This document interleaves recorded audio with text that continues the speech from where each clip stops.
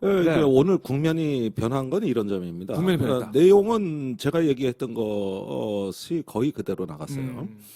단지 오늘 아침에 뉴스 토마토 보도 내용에 추가된 거는 네. 3월 작년 3월 당시에 네. 그러니까 차 2대가 관저로 왔다는 거죠. 앞차에 김용현 지금 현재 경호처장과 네. 윤핵관 국회의원 한 명이 타고 있었고 어허. 뒤차에 천공이 타고 있었다. 예. 그런데 출입 기록에서 뒷차는 기록에 남기지 말라는 지시를 하더라. 즉 가린 거죠. 네.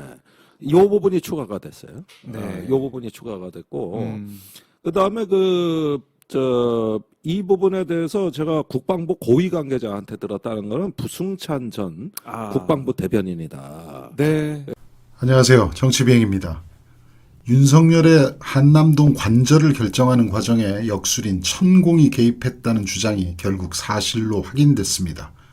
2022년 3월경 천공과 김용현 대통령 경호처장 윤핵관으로 꼽히는 A 의원이 용산 한남동 육군 참모총장 공관과 서울 사무소를 사전 답사했는데 이것이 공관 관리인을 통해 남영신 당시 육군 참모총장에게 보고된 것입니다. 남 전 총장은 이 사실을 부승찬 당시 국방부 대변인에게 털어놨으며 부승찬 전 대변인은 다른 경로를 통해서도 재확인했다고 뉴스 토마토에 증언했습니다. 다름이 아니고 저희가 이제 군 쪽에서 취재한 내용이 있는데 그와 관련해서 2022년 그러니까 지난해 3월 하순경에 그때 천공 스승이 이제 대통령 관저 선정 관련해 가지고 인수위에서 이제 대통령 관저는 한남동의 육군 참모총장 공간으로 정했다고 이렇게 보도가 나왔었잖아요. 그때 이 천공이 그 당시 인수위 관계자 등과 함께 이제 대통령 관저 후보지로 선정된 육군 참모총장 공간, 한남동에 있는 참모총장 공간을 둘러봤다는 그런 이제 얘기가 있거든요. 군 쪽에서 이제 이 증언을 또 확보를 했어요. 그래서 혹시 이게 정법시대 내부에서나 이런 사실을 좀 듣거나 아니면 아는 바가 있으신지요? 날짜는 자세히 모르겠지만 정법시대 내부에서는 다 아는 얘기인데 제가 직접 본 건 아니지만은 알만한 사람들은 다 알고 있는 내용 아닙니까? 그러니까 천공이 그 당시에 육군 총장 공간을 둘러봤다는 얘기 말이죠? 저는 안내를 받아서 간 것까지 알고 있는데 누구한테 이 얘기를 들으신 건가요? 거기 내부에 팀 멤버들이 몇 명 있는데 그분들한테서 듣기도 했고 정법시 내부 분위기가 예. 대통령실하고 좀 밀접한 관계가 있어서 하여튼 다들 알만한 내용인데 제가 알기로는 그래요. 그러면 조금 더 구체적으로 말씀을 해주시면 그 얘기를 들려준 사람은 일단 좀 신뢰할 만한 사람이고요. 아무리 아닌지 모르겠는데 관계자고 구체적인 정황에 대해서 혹시 기억나시는 게 있으면 말씀해 주실래요? 어떤 얘기가 있었는지. 구체적인 정황이라기보다는 용산 집무실 이전부터 해서 예. 또 한남동 공관 간접 거기에 스승님이 직접 둘러보러 갔다. 이 팩트는 사실이고 또 다들 그렇게 알고 있고 거기다가 이제 이렇게 모시고 갔겠네요. 천공 스승님 혼자서는 절대 안 가죠.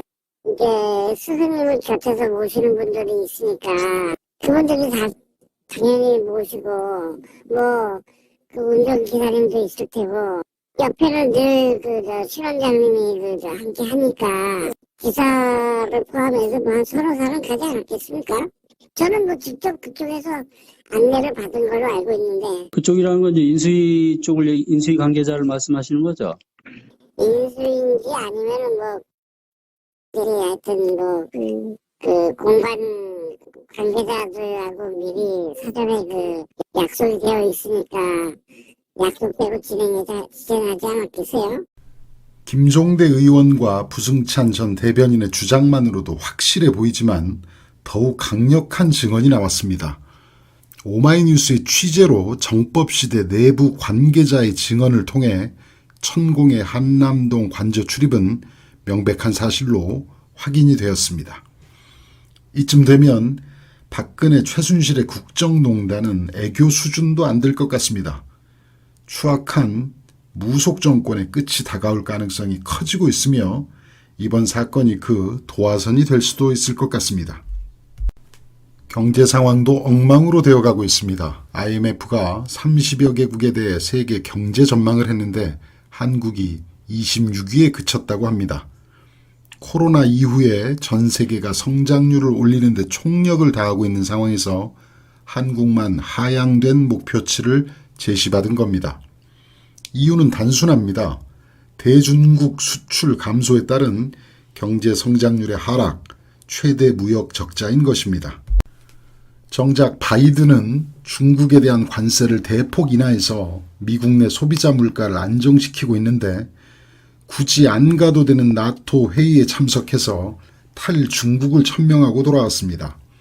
대통령실 경제수석이라는 자가 중국을 통한 수출 호황기가 끝나가고 있다며 유럽 시장으로의 다변화가 필요하다고 탈중국 무역을 선언해버렸습니다. 6개월이 지난 지금 금융위기가 있었던 2008년의 1년치 무역 적자보다 올해 1월 한 달간 무역 적자가 더 심각한 상황이 되었습니다.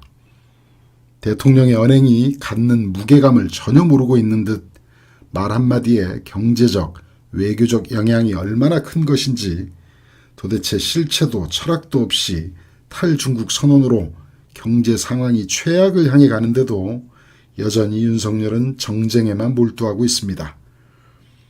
무역 적자가 11개월 이상 지속된 것은 IMF 외환위기 시절 이후 25년 만에 처음이랍니다. 경제 사정이 이런데도 윤석열은 시장 개척을 통한 성장 기반의 다변화는커녕 외교 관계를 악화시켜 기존의 최대 팔로마저 좁히는 한편 부자 감세에 집착하고 공공요금 인상을 통해 서민의 삶을 피폐하게 만들고 있습니다.